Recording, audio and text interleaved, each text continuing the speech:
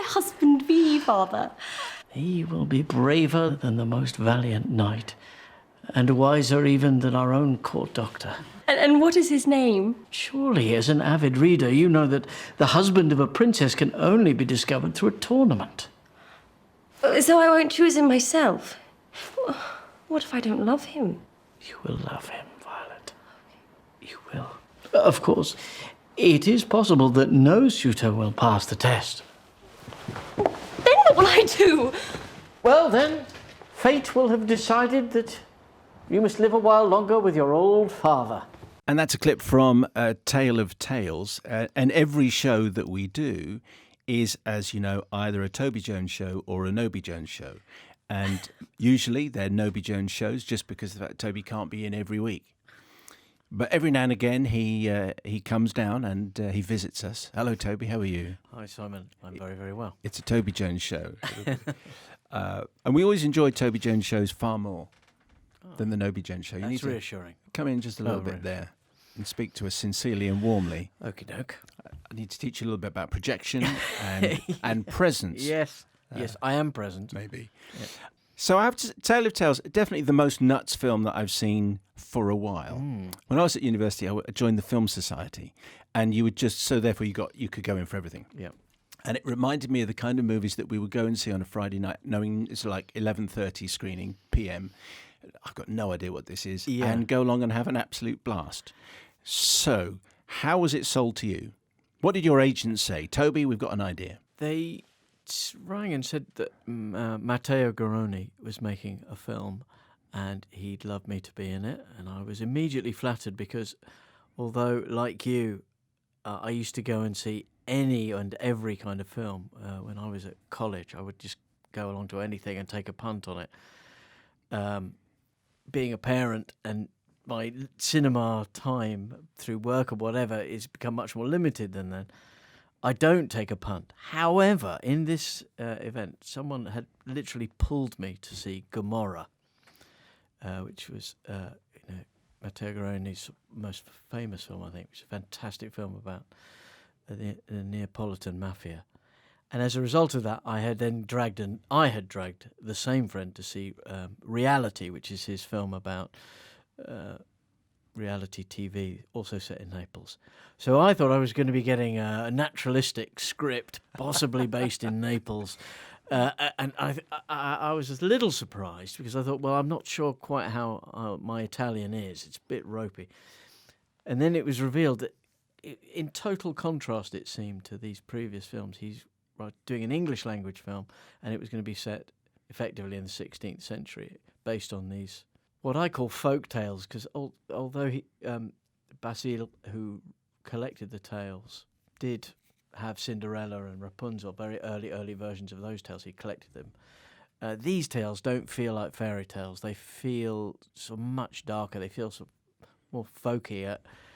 And while you say they're wacky and crazy, they're also very, very dark. And in a way, I suppose that darkness really corresponds with Gomorrah or something like that, where it's really people on the edge of sanity. Yes. The Basile that you were talking of, this is Giambattista Basile. So he collected fairy tales, folk tales, and he's roughly contemporary with Shakespeare, really. Right, so he's well before the Grimm brothers by a couple of hundred years. Yeah. So is this the basis for a lot of the stories which then became a little bit more sanitized and that did become fairy tales? Because we've got crones and we've got sea monsters and giant creatures, things becoming grotesque, interacting with humans who seem vulnerable to their, and they're not in control of their own desires, and in a way things become grotesque and surreal around them, but not at all in a benign way. This is not fairy tales for children, I suspect. Although the translation of Giambattista Basile's work, which you're talking about, is entertainment for little ones. That's the literal translation. So either he was being ironic, I don't know what the Italian for irony is, or what we consider suitable fare for young ones has changed over the years. Which do you think that is? It's my sense of humour. I find it very dark, very, very touching. I mean, the tale of the two old women with the king. They're centred about these three kings, Yes. and Matteo has interlocked the tales in a way that Basile didn't, so that you have the satisfaction of sort of like dipping in and out of the tales as they progress. And the humour level, my kids, I think, would find it funny. I think some of what one could only call being flayed alive, that scene. might push limits of taste and parental guidance. Because there are elements of the story. I'll get you to tell your story as much as you can in a moment. There are elements in which you could have made this okay for kids. What I mean is you could tell your story about a foolish king who falls in love with a flea, or the king that is enamoured of a woman's voice, but he doesn't realise that she's an old woman, and then the old woman becomes a young, beautiful woman. All that is kind of familiar territory. Yes. It's just that it then spools out of control, Yes. and that's the bit that is not really for the bambinos. Exactly. So you're the king of Altamonte. Is that High Hills. Oh, the king of Highhills, beg your pardon. Not High Heels, No, that's a different film that I haven't made yet. but coming soon. Yeah. So, tell us about your king and about your particular story. My king, this does sound comic, but hopefully it flips over into something a bit darker. I think it does. And I think that's one of the things that really attracted me to the script, to answer your earlier question. He's a guy with a beautiful young daughter played by B.B. Cave, who he's a king who is... We don't see his wife, and we suspect he's living alone and a bit lonely, and we see that he's living with a lot of old people in the court. She's reaching an age where she wants to leave home, and she reads a lot of romances, his daughter.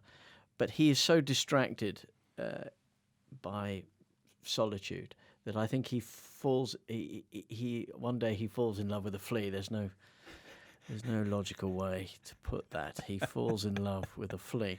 What happens is that the pedagogic nature of the tale is that somehow his involvement with the flea supersedes his involvement with his own daughter, and this leads to cataclysmic events, which he pays a very heavy price for. One of my favourite scenes in the movie is actually one of the most low-key and no CGI at all, no special effects. There's very, very little CGI in the film. Okay, so the scene where you meet the flea for the first time, your daughter is playing a lute and trying to entertain you.